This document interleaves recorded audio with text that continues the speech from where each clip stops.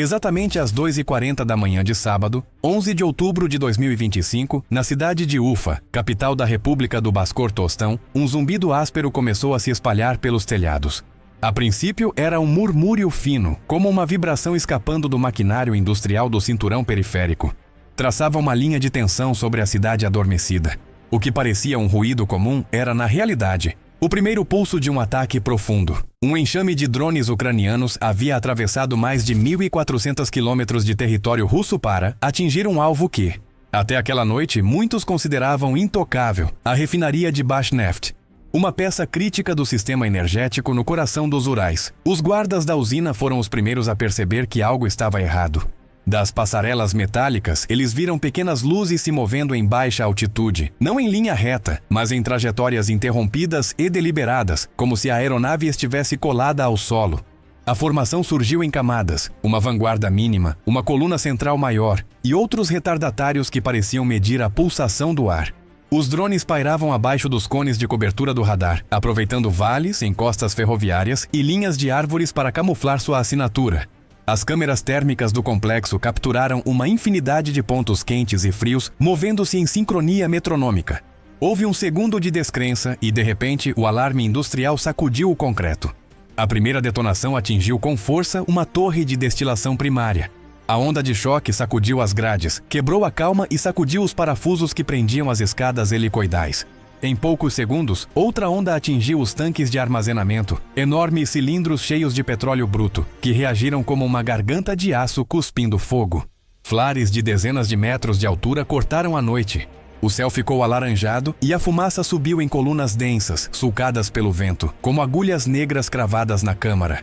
Fragmentos de metal em chamas caíram no asfalto e nas lonas dos reboques, e detectores de gás desencadearam um coro estridente que se misturou às sirenes urbanas. A terceira onda, parcialmente interceptada, encontrou, no entanto, tubulações e estações de bombeamento expostas nos flancos. Uma faísca, um vazamento, um chiado que se transformou em uma chama serpenteante. O inferno se inflamou nas bordas. Mais de 300 trabalhadores do turno da noite iniciaram uma evacuação apressada, com lanternas cortando cones de luz em corredores de manutenção e passagens técnicas. Houve feridos pela onda, pela inalação de fumaça, por quedas ao tentar salvar equipamentos. Os rádios dos bombeiros estalavam com ordens de interrupção, cortar válvulas, drenar linhas, isolar unidades. Mas o fogo, com a voracidade de um motor faminto, alimentava-se de tudo o que tocava. Ao amanhecer, imagens de satélite mostraram a extensão do ferimento. Tanques enegrecidos, vigas retorcidas, passarela que pareciam ossos expostos. Ufa, que até então vivia de frente para suas fábricas, de repente se deparou com sua fragilidade. A refinaria de Bashneft não é uma usina comum. Processa uma média de 200 mil barris de petróleo bruto por dia. Um fluxo que irriga a economia civil e sustenta o maquinário militar. Dali, o combustível circula por artérias de aço em direção ao Volga, a Sibéria Ocidental e a região metropolitana de Moscou. Cada tanque, cada torre, cada bomba é um músculo que bombeia. Energia pelos nervos de um país em guerra. O Ministério da Defesa russo anunciou rapidamente que havia abatido 42 drones ucranianos durante as primeiras horas da manhã. Ele falou de um ataque massivo, uma clara tentativa de saturar as defesas em camadas, a ativação coordenada dos sistemas Pantsir S-1 e Tor M2 e o eco dos radares Nebo-M varrendo o céu. Ao mesmo tempo, Kiev noticiou que a Rússia lançou 78 drones Shahed, 136 contra cidades ucranianas, dos quais 54 foram abatidos. A noite tornou-se um equilíbrio instável, enxames que se anulavam, outros que se infiltravam, faíscas de interceptação e, apesar de tudo, uma sequência de impactos que incendiaram os Urais. O frio relatório oficial não conseguiu esconder a evidência visível. A retaguarda profunda havia sido perfurada. Para a população russa distante da linha de frente, o efeito psicológico foi imediato. Distância não era mais sinônimo de segurança.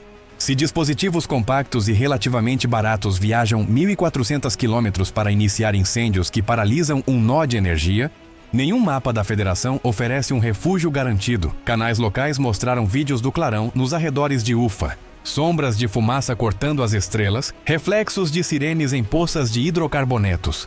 As autoridades aceleraram os protocolos de controle de rumores, mas as imagens já circulavam nos celulares antes mesmo da chegada dos filtros. As consequências materiais do golpe reordenaram as prioridades. Uma refinaria, mesmo com equipamentos especializados, não pode retornar à operação em horas. São necessárias inspeções estrutura por estrutura, testes de integridade, substituição de juntas e seções de tubulações, limpeza de fuligem de serpentinas, recalibração de válvulas, purga e reinicialização em fases. Técnicos usando máscaras e macacões resistentes ao calor percorriam as passarelas, contando rebites e auscultando vibrações como médicos com um paciente traumatizado. As previsões mais sóbrias sugeriam semanas para a recuperação da capacidade total, com cenários de contingência que envolviam redistribuição de carga de outras plantas, sobrecarga de comboios, oleodutos e cronogramas de entrega. Na logística militar, cada hora tem um peso específico. Sem diesel, uma brigada mecanizada fica imobilizada. Sem querosene, a rotação do ar é comprimida. Sem gasolina, os elos de suprimento serão esticados até a ruptura. O golpe contra a Bashneft impacta a mecânica precisa da campanha, força o combustível a ser movido por centenas de quilômetros, aumenta as vulnerabilidades em nós intermediários e multiplica a exposição de comboios que agora se tornam alvos em trânsito. Nesse sentido, cada faísca na refinaria deixa uma sombra nas linhas de frente. Os mercados ouviram o estalo. O preço do petróleo bruto subiu nas primeiras horas após a confirmação do incêndio. Analistas desenhavam setas nas telas com a velocidade de um pronto-socorro. A Europa, ainda equilibrando reservas, contratos alternativos e uma transição incômoda, olhava de soslaio para os depósitos de segurança. A Ásia, liderada pela China, media o pulso dos fluxos russos, ciente de que um tropeço nos Urais se misturaria com navios, portos e refinarias offshore. A guerra, mais uma vez, infiltrou-se nos números de energia. Moscou chamou o ataque de terrorista e acusou o Ocidente de emprestar seus olhos e mãos para ampliar o alcance da Ucrânia. Prometeu retaliação, sublinhou linhas vermelhas e cerrou os punhos em conferências. Em Bruxelas, a OTAN discutiu sem microfones abertos. Cada golpe na retaguarda da Rússia aumenta a pressão de uma escalada indesejada. Em Kiev, a mensagem foi austera e calculada. Você pode atacar profundamente. Pode fazê-lo com precisão, pode afetar a logística de um adversário que depende de seu aparato petrolífero, como alguém que depende de um batimento cardíaco regular. O ataque à UFA não surgiu do nada. Nas semanas anteriores, drones ucranianos já haviam visitado depósitos de combustível em Samara e fábricas no Tartaristão. Mas o salto para o Baskortostão é diferente. Distância, simbolismo, eco. Na cartografia mental da guerra, localizar Ufa a 1.400 quilômetros da fronteira e vê-la em chamas altera a escala dos mapas. O que era a fronteira agora é o centro. O que era a retaguarda agora é uma frente estendida. Nenhuma bússola geográfica compensa um vetor que se desloca próximo ao terreno até encontrar combustível e acendê-lo. Na usina, a luta foi técnica e tenaz. Equipes especializadas cercaram as bases das torres com cortinas de água, fecharam anéis de espuma sobre superfícies quentes e despressurizaram as linhas para retirar o combustível das chamas. Helicópteros-tanque pintaram arcos claros sobre a fumaça. Equipes de eletricistas reconfiguraram subestações internas para isolar setores críticos sem interromper a vida útil restante do complexo. Combater um incêndio em uma refinaria não é uma colisão frontal. É uma sucessão de pequenas batalhas táticas, ganhar uma válvula, resfriar uma parede, proteger um cabo, abrir uma rota segura para uma equipe de 4 pessoas chegar aonde ninguém quer ir. Paralelamente, as salas de controle realizavam simulações de reinicialização com frieza cirúrgica. Uma reinicialização apressada pode ser pior que um incêndio, tensões térmicas, golpe de ariete, cavitação, picos de pressão. Cada decisão assumia o tom de um jogo de xadrez. Com casas onde um movimento ruim não perde uma peça, mas sim cria outra explosão. Portanto, o cronograma de recuperação evitava promessas. Primeiro integridade, depois fluxo, finalmente rotina. A produção não retornaria por decreto, mas em camadas verificadas. Nos bairros próximos, o ar cheirava a uma mistura de fuligem e óleo vaporizado. Escolas fecharam por precaução. Clínicas de bairro distribuíram máscaras. Pessoas caminhavam, olhando para o céu, seguindo o rastro negro como se fosse um fio apontando para a ponta de uma agulha invisível. O medo, embora sem debandada, tornou-se um hábito discreto. Janelas entreabertas, mensagens breves, olhos longos no horizonte. Ufa aprendeu em uma manhã cedo que profundidade geográfica não é armadura, que ruído vindo de longe pode trazer fogo para dentro. No nível militar, o ataque reabre uma equação de custo e saturação. Um drone que vale dezenas de milhares de dólares pode forçar um adversário a gastar mísseis e canhões em quantidades que multiplicam o preço original do dispositivo. E se um em cada vários passar pela malha, o saldo líquido favorece o atacante. Essa é a vantagem assimétrica, transformar a defesa em uma despesa crescente e o ataque em uma aposta de baixo custo com efeitos de alto impacto. A Bashneft, naquela noite, forneceu um exemplo desconfortável dessa matemática. Metáforas abundavam porque o que aconteceu em si parecia uma metáfora para o tempo. Cofres de aço transformados em tochas, oleodutos pulsando como veias, uma chama desenhando um eletrocardiograma no céu. Para Moscou, cada torre era um pilar. Para Kiev, cada pilar era um interruptor para abaixar a alavanca da máquina. A mensagem, além do metal e da fumaça, era legível. Você pode interromper o pulso se pressionar o ponto certo por tempo suficiente. Nos escritórios de energia, os mapas estavam pendurados novamente, mas desta vez com alfinetes presos em lugares que ninguém havia marcado. Engenheiros calcularam rotas de redistribuição, gerentes de logística ajustaram turnos, analistas de mercado escreveram cenários. Um incêndio não apenas queima, ele força você a pensar diferente. A vasta e redundante infraestrutura da Rússia possui reservas, mas cada reserva ativada reduz a margem para a próxima surpresa.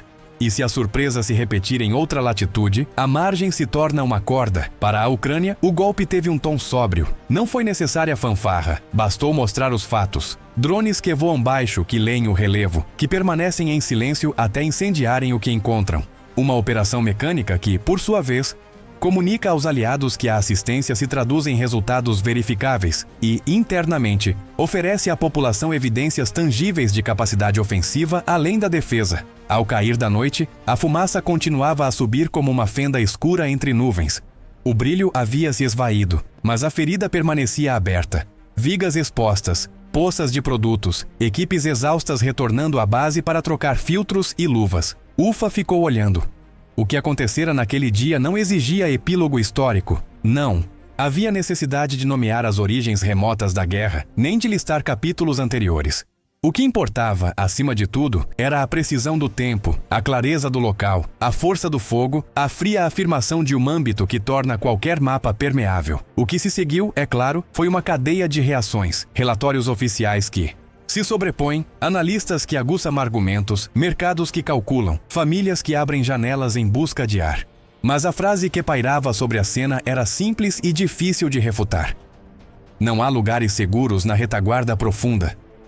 Não há quando um núcleo de vidro mais fino que um fio de cabelo humano transmite sinais limpos, quando uma hélice de carbono se torna a chave que abre a noite, quando uma torre que parecia eterna acaba queimando como uma tocha improvisada. Aquele dia, aquele amanhecer, aquela coordenada, aquele andar, tudo o mais virou ruído. E, no entanto, o ruído ainda ressoa. Exatamente às 2h40. Ufa, Baskortostão. Um zumbido que se torna um rugido, uma linha de luzes baixas, uma torre que cai ferida, uma cidade que aprende a respirar com fumaça.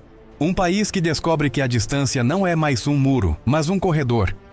E uma guerra que se estende além de suas fronteiras. Como uma sombra que encontra nos lugares mais profundos a forma exata da incerteza. Uma aritmética incômoda circulava.